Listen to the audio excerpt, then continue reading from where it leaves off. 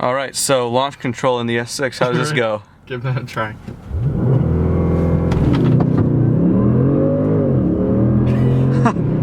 This was pretty darn good.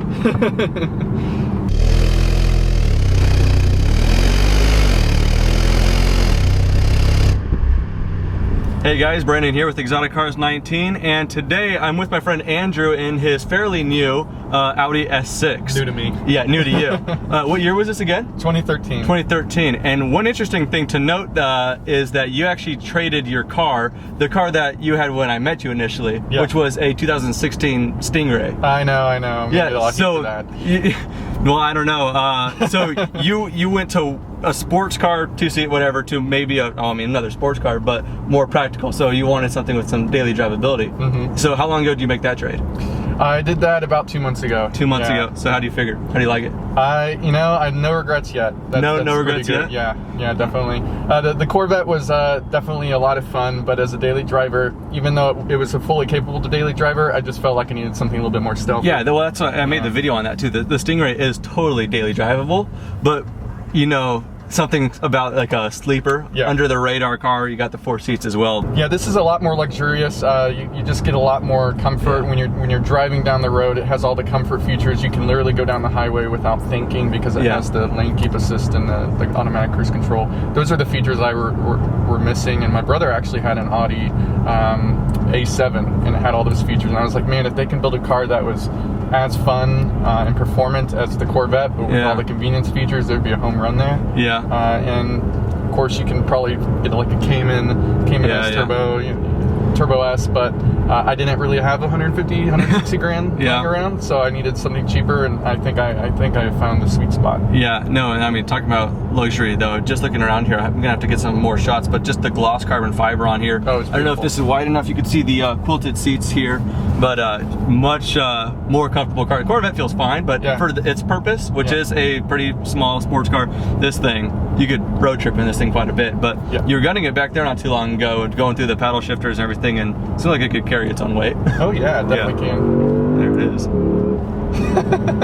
It makes you giggle, but it's also one of those the German qualities of it. Yeah, we were talking about this off camera actually, about the Germans and how they build certain sports cars. Now they'll make rowdy sports cars, don't get me wrong. They'll make a German version of the Huracan, they'll call it an R8. But with this, you could kind of tell, it seems like there's two different Germans here. You got a rowdy one up front, and then you got one trying to pipe it down in here. It is a quiet car, but it's not totally two-faced. It's well, I guess it can be. Yeah, definitely. It's one of those cars. So I've always had American cars growing up. I've always been a big fan of American V8s. Had a Charger V8. I had the Corvette. I even had some older V6s. But I mean, V8s is where my heart is at. So one of the big things I was looking for is the V8, and you can tell that this car is a V8. But when you're driving it, you can look at the speedometer and see it go to 60 in about 4.5 seconds. Yeah, which is really fast. But it feels like you're almost in a Civic sometimes because it's like, well, I'm at 60. I am going. Well, your V8s were probably pretty rowdy. This is like the twin turboed V8 compared to the Corvette, Challenger. Yeah,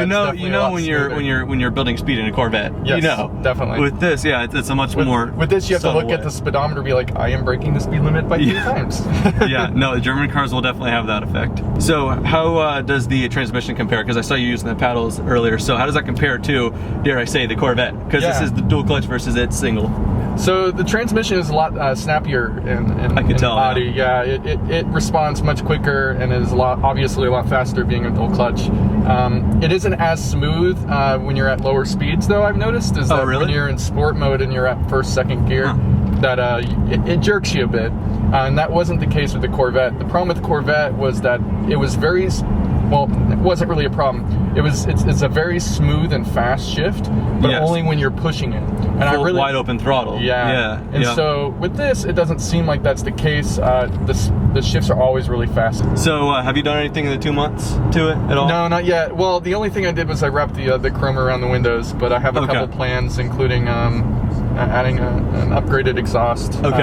you know, the car sounds amazing on the outside, but because of all the sound deadening they put in this car, it's pretty quiet on the inside. So it's something that I which is okay for this video, because what I mentioned earlier is I actually forgot my external mic, which I'm actually gonna be okay with for this video because the interior is well done. So that's one of the perks of daily driving it too, is that you can just have the car in quiet, and there's not excessive road noise or any rattles or anything that would drive me insane.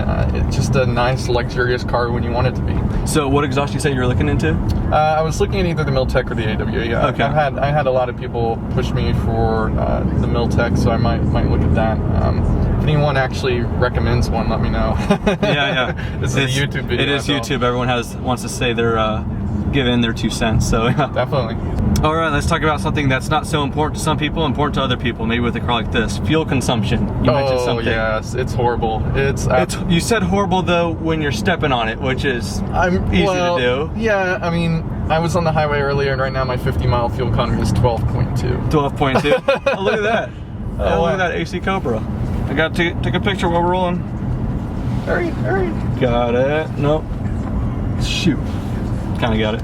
But yeah, fuel consumption. You said you were in like the 10s or so, like 10 teens. Okay, but on the highway, what are you doing? Oh, I'm doing 25, 30 easy. Okay, there you go. And with all the convenience features of this car, like the adaptive cruise control, once again, it makes everything so effortless that fuel economy is just an added perk. You just kind of let the car do most of the driving, and of course your steering, but you know, the speed control, all that can be done with the cruise control, and you don't have to think about, you know, I need to accelerate a little bit more, or I need to decelerate a bit more. It just kind of does it on its own. Okay. And it's optimized, obviously, for fuel economy. So going on highways, even hilly highways, I'll get 25 to 30. Wow. Which for, you know, I think this is 4,500 pounds. Yeah. With a huge V8 and so that's why maybe on roads like this, it has to keep its very low. And with the all-wheel drive system, you do get a little bit more loss as well. So, you know, it's something that you shouldn't buy, but at the same time, if you buy a sports car, I'm kind of at the intuition that if you buy the sports car, you have to factor the gas price into it. Yeah. So again,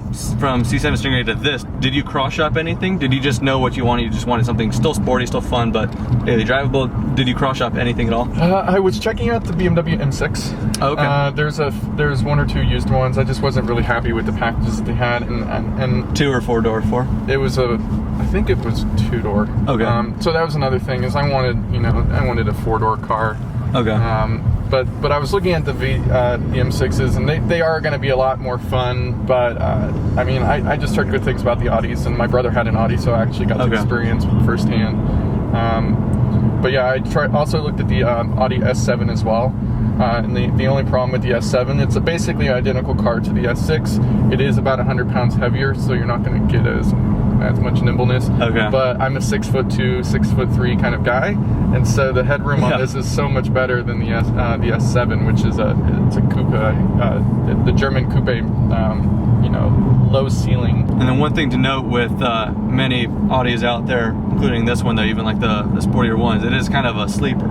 It is a sleeper. So have you had in the 2 months any thumbs up reactions, nothing like that? None, and I love it. Which is kind of cool, isn't it? The Vet, you would get some. With the Vet, it was, and I tell you what, anyone that wants to buy a Vet to get meet girls and stuff like that, let me tell you, girls don't look at you. It's the older guys. It is, yeah. No, so don't buy the Vet. That's not just Vets too, though. That's everything, man. I get the privilege to ride around in really, really cool cars with other people, and the only people that give you the thumbs up, I was riding around. People that like it, they're just guys, man.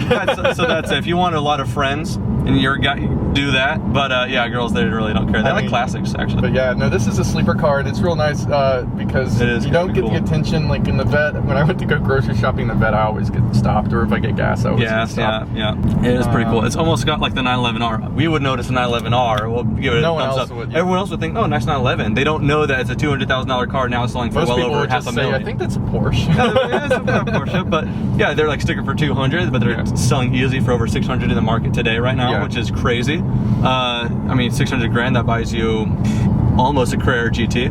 I mean, so that's just nuts. I mean, that's an analog car. But yeah, so I knew about this car. I mean, if you just tell me about the power of it, all this beautiful carbon fiber on the inside and everything like that, but then from the outside, not a whole lot of people notice. It's got to be a cool thing being under the radar like that. It's very sneaky. And actually a really funny, unfortunate part of it is I lose my car a lot more often now. Oh, really? In parking lots and stuff. Yeah. With the Corvette, it was so obvious, and if I couldn't hear the horn, I would just turn on the car itself to kick the exhaust up, because I can hear that from like a half a mile start. away. Yeah. This one, it's like, well, there's another Audi that looks very close to it. So, but yeah, it's definitely a sleeper, and I really do appreciate that, because when you want your car to be a sleeper, it's nice. Well, after what was this? I don't know, like 15-20 or so minute drive, I actually this car surprised me. I like it so much more than I thought. Yeah. I thought it'd be a little bit more numb, but I'm just watching you use the paddles, whatever. The shifts themselves, the downshifts, the blips of the throttles.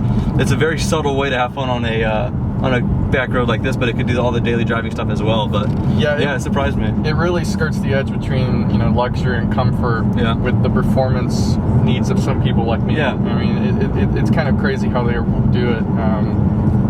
I couldn't recommend this car really anymore to anyone that's looking for a balance. It surprised me. I actually I enjoyed riding it a lot too. So, seems like you got yourself a really cool car, man. I just want to thank you for doing the video with me. No problem.